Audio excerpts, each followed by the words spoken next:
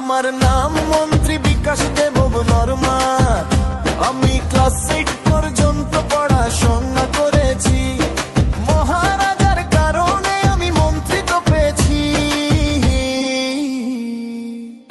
আমি একজন শিক্ষিত মন্ত্রী, আমি একজন ঘুষখোর মন্ত্রী।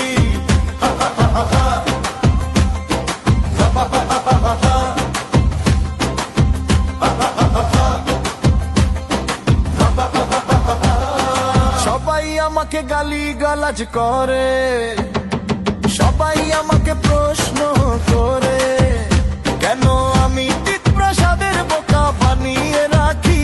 কিন্তু সবাই একটি কারণ বোঝে না, আমি যদি তা না করি তাহলে আমার মন্ত্রিত্ব চলে যাবে। আমার পেছনে ইডি লাগিয়ে আমাকে জেলে পাঠাবে ভাই। একজন অপদার্থ মন্ত্রী। আমার নাম মন্ত্রী বিকাশ দেব বর্মা। আমি ক্লাস 8 পর্যন্ত পড়াশোনা করেছি। মহারাজার কারণে আমি মন্ত্রিত্ব পেয়েছি।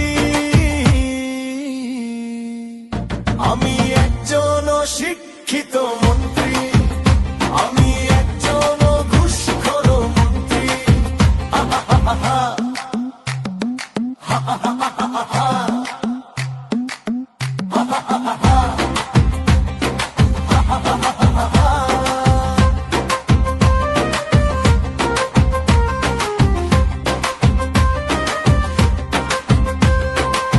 ক্ষমতা শেষ হয়ে গেলে আমি রাজ্যবাসীর কাছে ক্ষমা চাইবো।